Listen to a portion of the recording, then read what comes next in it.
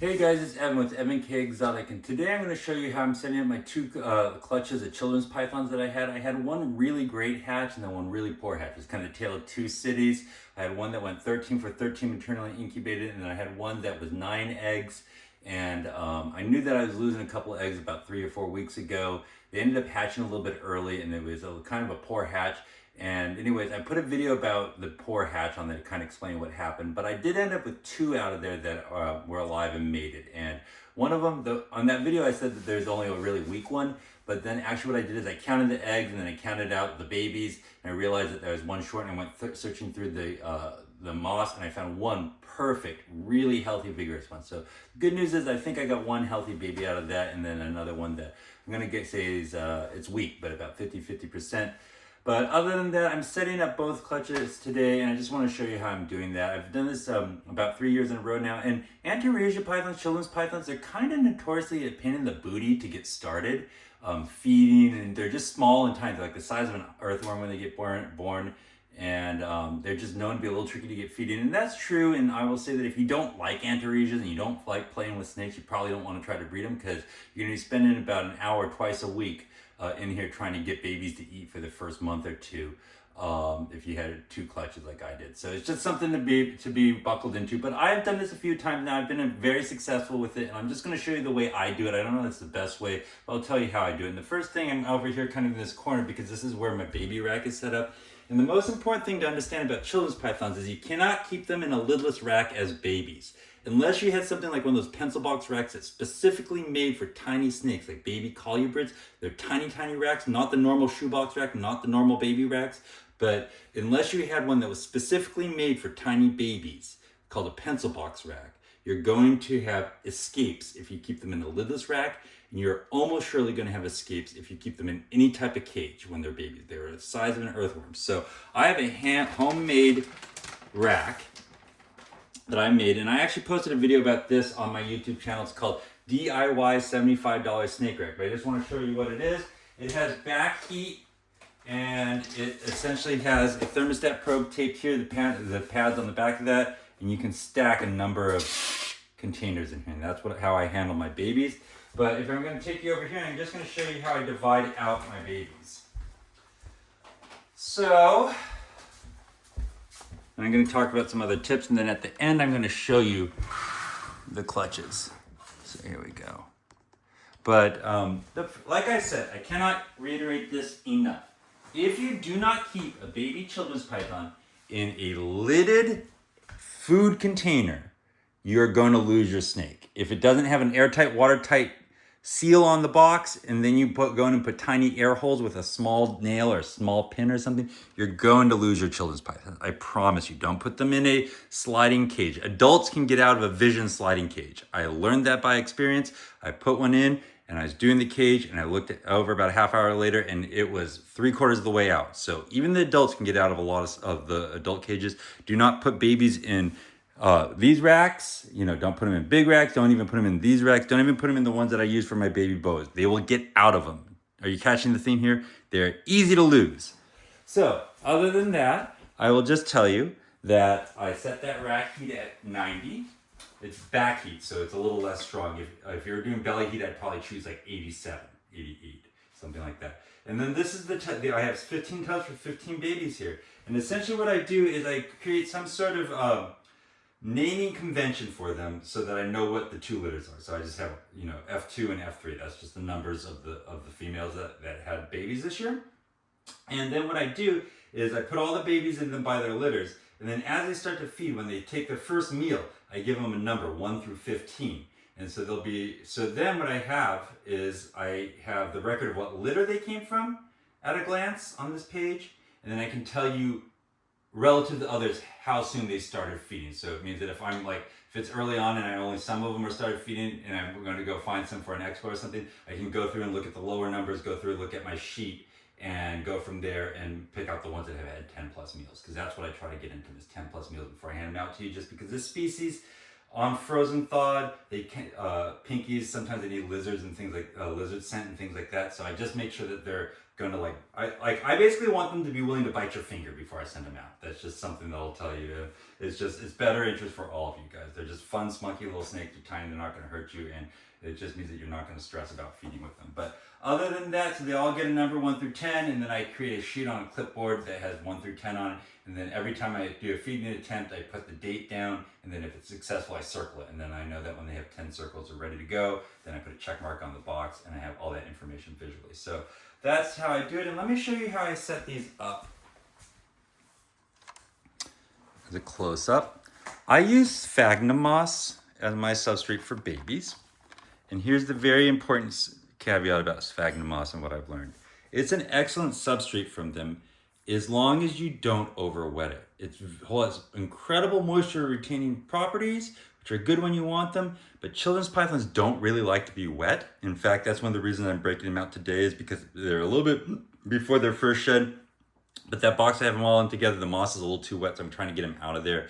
I was just kind of looking at them. They're getting a little pruned skin and things. So it's healthier to move them out, and they'll shed in the boxes. The other reason that I'm going to move them out is I've heard some things on some podcasts by Nick Mutton and things that show that that say that there's been some cannibalism if you keep them together pre-shed. So I'm just trying to hedge all those things and doing best practices and safest practices. So other than that, this is actually pretty dry. And when you get sphagnum moss, it comes compressed and you have to put some water in it to get it to expand. And what I tell you to do is to do that in advance and leave the top off it and let it air dry. So what I did is I put this in when it was kind of crispy dry, and I just spritzed it with water till it was just barely damp. And this will give them a little bit of moisture to go through a shed with, and then it will dry out naturally over time. The other thing I do is I use little, like these are 2-ounce like salad dressing cups, and I just melt a little tiny hole in the lid, and this is how I offer water, and it's to prevent splashing around, and also to prevent excess evaporation. Again, it's just kind of hedging the humidity. These are not humid species snakes, guys, so that's just something I will tell you, is that they don't like to be wet. They don't want dripping cages. That's something I do. With the adults, I will even do something similar. I will switch out their normal open water bowls in the summer if it's super humid to a deli cup with a little melted hole. I just take a soldering iron and melt a hole in it. Or you know, I will even in the adults, if it's really foggy for a couple days and there's steam on the tubs, I will pull the bowls out, because the one point I'll make is snakes usually drink from more cryptid water sources. So like the idea that they'll stick their head down in here and get water is nothing to them. And so like similarly, like if there's condensation on the walls, they will drink that.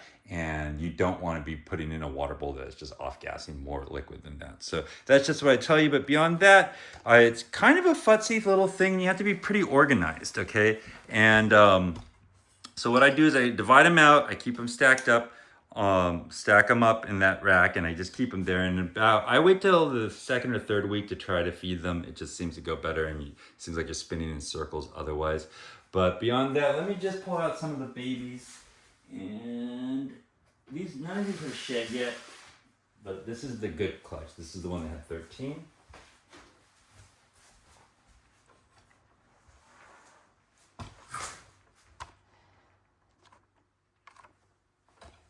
Some other little tips about getting these started, and I put some stuff out for starting babies. And one thing I've actually considered doing is filming the entire process of getting these 2 litters started feeding. So, you know, just basically just sit down and film and then put it out there. So you just see all the conniptions I go through to get them started. It's not terrible, but it is something that you have to think about. And so these are the babies. And I don't know if you can see, they're a little too wet in my mind. I don't know if you can see that, but that's just something I'm trying to change. I'm going to move them into their own tubs. They'll be a little drier, and I'll take care of that, no problem. And they're going to shed. I imagine they're going to shed in the next day or 2.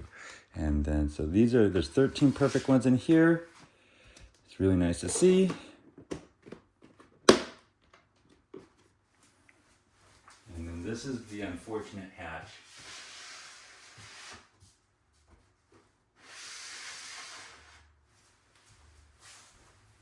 But I'm still fortunate to have a couple out of here. So I have this one.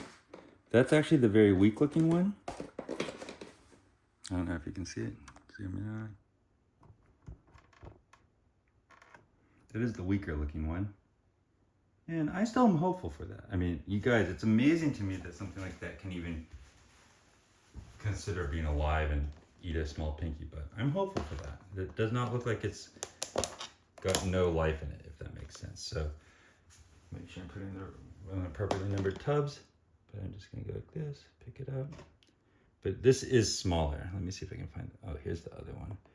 This is the one that came out a little healthier. But I don't know if you can just see the difference. It's pretty obvious in hand. But yeah, so that one looks normal. This one looks weak. But that's the two survivors from that clutch. So I posted up about that online. There's a video last week explaining what I think went wrong with that.